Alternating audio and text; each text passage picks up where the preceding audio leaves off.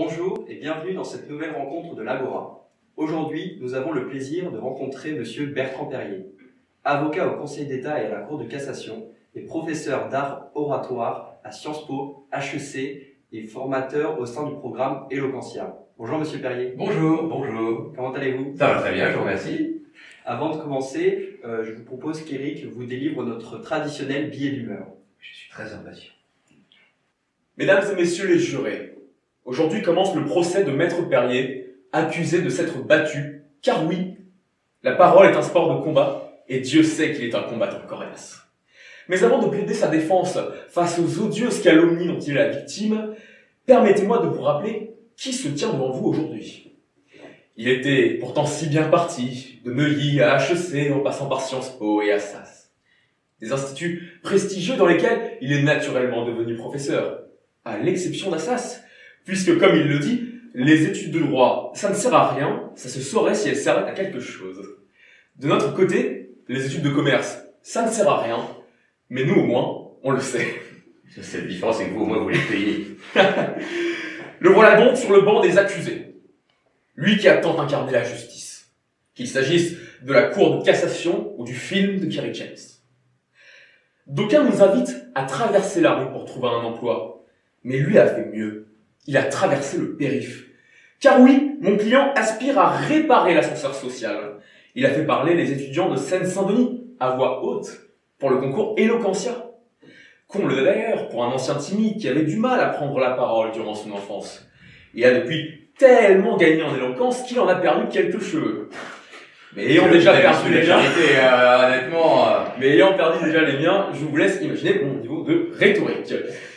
Enfant terrible et turbulent des tribunaux, il marche aujourd'hui dans les pas de son maître. Que dis-je de sa muse, le Mozart du barreau? Je l'ai sur le bout de la langue. Marc Bonan. Au point d'ailleurs de se retrouver à son instar face aux caméras de l'Agora. Alors, pour suivre son propre chemin, qu'il n'hésite pas à devenir professeur à l'EDEC, nous l'accueillerons avec grand plaisir. À présent, j'appelle à la barre Madame Diane de Nantes et Monsieur Pierre Bougat pour leur témoignage et leur version des faits. Monsieur Perrier, vous êtes donc aujourd'hui un expert de l'art oratoire, mais vous vous revendiquez pourtant comme un ancien grand timide. Comment avez-vous fait pour surpasser cette timidité? D'abord, j'ai choisi le métier d'avocat, qui est un peu paradoxal lorsqu'on est timide, parce que c'est un métier qui a une dimension d'oralité. On peut l'exercer sans plaider. D'ailleurs, la plupart des avocats ne plaident pas spécialement. Mais quand j'ai commencé à l'exercer, je voulais l'exercer sans plaider. Et en regardant les autres plaider, je me disais tout de même, il manque quelque chose dans la dimension de prise de parole, d'aller à l'audience, convaincre un juge. Donc, je me disais, en admirant ceux qui avaient le courage de se lancer dans la plaidoirie, qu'après tout, j'avais aussi de pieds, de jambes et de bras, et que voilà, je pouvais en tout cas me lancer, et c'est ce que j'ai fait. J'ai saisi l'opportunité des concours d'éloquence qui sont organisés au barreau, et donc j'ai présenté les concours d'éloquence des avocats que j'ai beaucoup ratés, évidemment, et puis à force de me voir, ils en ont eu assez, donc ils ont fini par me faire gagner. C'était la seule chance qu'ils avaient de ne pas me revoir l'année suivante, parce que j'ai été très opiniâtre aussi, et très persévérant, parce que comme ça ne se donnait pas de façon immédiate à moi, eh bien j'ai récidivé beaucoup. Si la parole est un sport, y a-t-il encore une place pour l'improvisation? Ah, mais il n'y a que de la place pour l'improvisation. Toute parole qui n'est pas improvisée n'existe pas. Donc c'est un sport, mais comme dans tous les sports, les actions ne sont pas prévues à l'avance et elles se déroulent au gré de l'imagination des participants. Et donc en réalité, la parole n'a de place que pour l'improvisation. Au-delà de la stricte éloquence, parler en public, c'est une compétence qui est primordiale pour la vie quotidienne, mais paradoxalement très peu enseignée à l'école. Le bac inclut désormais un grand oral qui a pour but de former les élèves à mieux s'exprimer en public, mais n'est-ce pas trop tard? Si, inévitablement c'est trop tard, mais l'idée de ce grand oral était aussi symboliquement de marquer l'importance de l'oralité dans les études supérieures d'une façon générale. Et donc, je crois qu'il ne faut pas le voir comme une épreuve, il faut plutôt le voir comme un symbole ou comme quelque chose, une sorte de locomotive ou d'un aboutissement d'un rééquilibrage entre l'écrit et l'oral, mais qui va remonter bien plus tôt dans la scolarité, puisque Vous savez que le grand oral du baccalauréat, déjà, porte sur des matières de spécialité, c'est-à-dire qu'on a commencé à étudier dès la première, et le cycle du lycée est mobilisé dans son intégralité. On espère par capillarité successive remonter au collège, puis à l'école primaire, et d'ailleurs aujourd'hui, Eloquentia intervient essentiellement dans les écoles primaires où tout se joue, parce que au collège, il y a déjà des biais qui sont apparus, des inhibitions, des autocensures, des timidités, qui ne sont pas très faciles à surmonter à cet âge-là de surcroît. Au lycée, ça va mieux, mais encore une fois, c'est, comme vous le dites très justement, un peu tard. Et donc, l'idée, à travers cette épreuve symbolique, était de remonter à la source, et qu'elle soit un symbole, mais aussi un début pour rééquilibrer les compétences. Vous êtes donc formateur au sein du projet Eloquentia depuis 2013. Pourquoi avoir voulu participer à ce projet ? Parce que d'abord c'est un ami qui me l'a proposé, Stéphane de Freitas, qui est donc le papa d'Eloquentia et également le réalisateur d'À voix haute, co-réalisateur avec Lajli. Et donc j'avais connu Stéphane lorsqu'il était étudiant et je l'avais un peu formé à la prise de parole en public dans des cercles beaucoup plus convenus. Et lorsque Stéphane m'a proposé de monter dans l'aventure Eloquentia en Seine-Saint-Denis, je n'avais aucune raison de lui refuser. Et surtout, ça avait un intérêt pour moi, c'est que j'enseignais déjà un peu la prise de parole en public dans des cercles, encore une fois, un peu plus classiques. Et l'idée de confronter cet enseignement à un public différent m'intéressait, et je crois qu'ils m'ont nourri au moins autant que je les ai nourris, parce qu'ils ont complètement modifié ma vision de la parole et de son enseignement.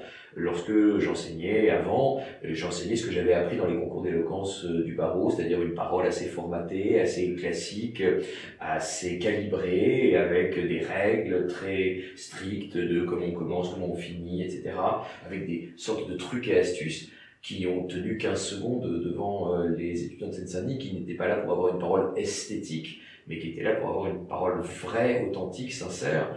Et donc mon enseignement a volé en éclats immédiatement en Seine-Saint-Denis. Ça m'a d'ailleurs poussé à le revoir, y compris lorsque j'enseigne aujourd'hui à Sciences Po. Donc il y a un mouvement de balancier ou d'aller-retour dans l'enseignement, et je dois beaucoup aux élèves de Seine-Saint-Denis qui m'ont mis en danger dans l'enseignement que j'avais, qui était assez confortable, où j'expliquais voilà, une parole un peu sophiste, encore une fois, à une visée esthétique.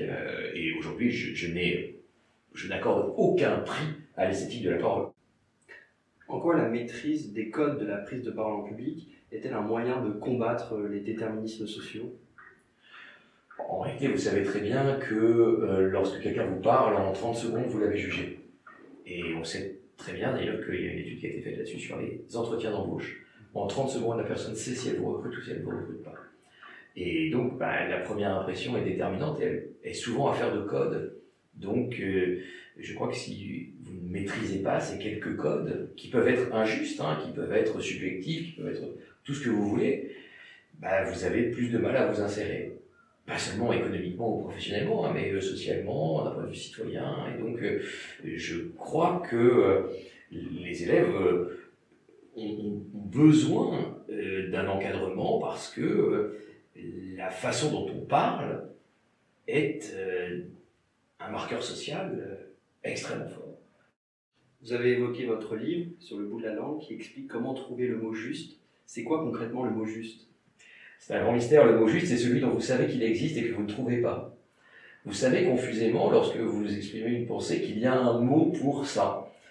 Et vous pouvez être un peu dans l'approximation, vous êtes à côté, vous mettez entre guillemets, et jusqu'au moment où vous trouvez le mot juste, celui qui exprime très exactement ce que vous vouliez dire. Il existe quelque part. C'est très agaçant quand on ne le trouve pas, c'est très satisfaisant à l'inverse quand on le trouve. La vulgarité a-t-elle une place dans l'éloquence ? Comment voyez-vous les textes de rap qui peuvent parfois être vulgaires ? Alors, je dis dans la voix haute à un moment qu'il ne faut pas employer de mots grossiers lorsque on s'exprime. Parce que à ce moment-là, ça paraissait inadapté. Je ne sais plus ce que dit la personne que je corrige de ce point de vue-là, et je lui dis, écoute, honnêtement, je vois pas ce que ça apporte. Parce que le mot d'un registre classique qui serait synonyme allait aussi bien.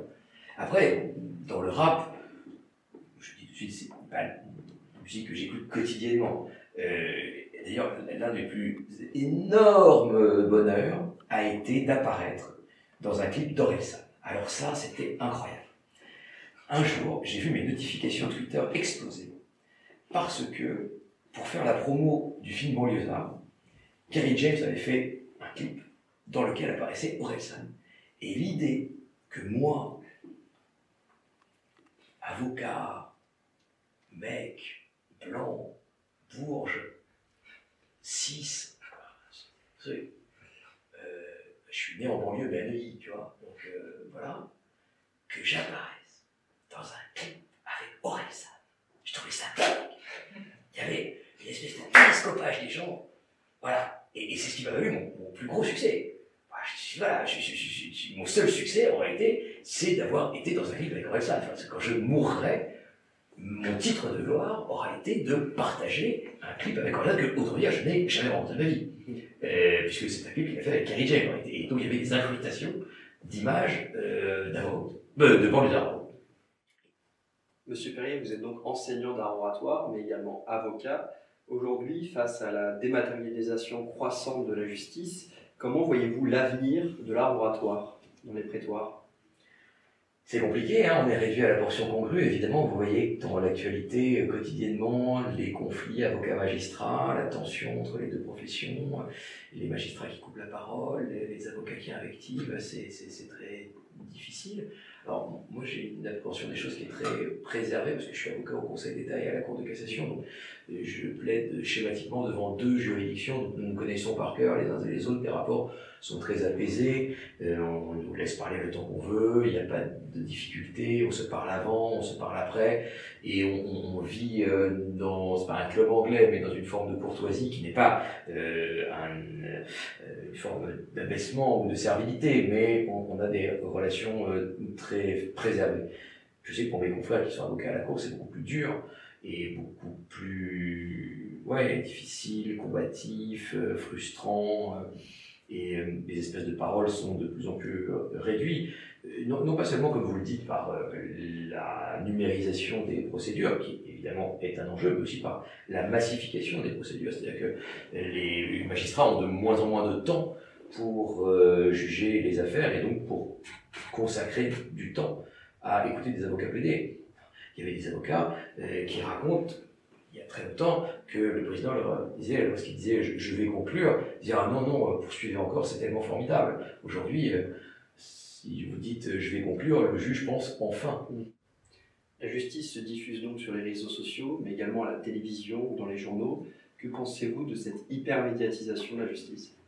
Sur la question de la justice médiatique, c'est évidemment une grande question parce que c'est une justice parallèle et c'est très gênant parce que la justice ne se rend que dans les prétoires, elle ne se rend pas sur Internet, et sur Internet vous avez une vindicte, une vengeance mais pas une justice, et vous avez les dégâts faits par la justice sans les garde-fous que la procédure peut offrir.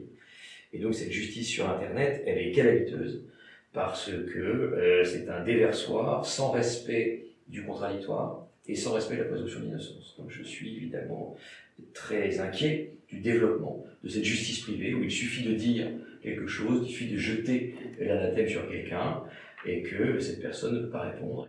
Écoutez, j'ai été ravi de vous recevoir, de vous permettre de vous déconfiner quelques heures, parce que évidemment les moments que nous vivons sont difficiles, y compris pour la parole qui est un peu muselée, qui est enserrée dans les zooms.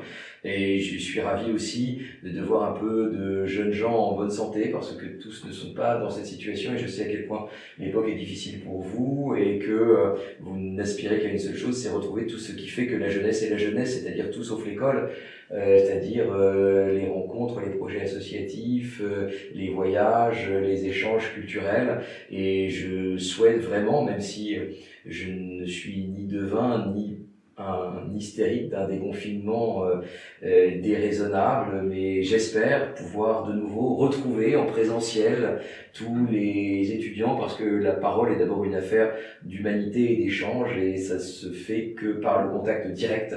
Donc j'espère vraiment que notre magnifique Agora, avec ses petits morceaux de bois un peu Ikea, que cette Agora pourra revivre sous sa forme humaine, et j'ai été ravi d'avoir avec vous malgré tout cette parenthèse d'une Agora numérique. Et donc je vous dis à très bientôt, comme on dit, en présentiel.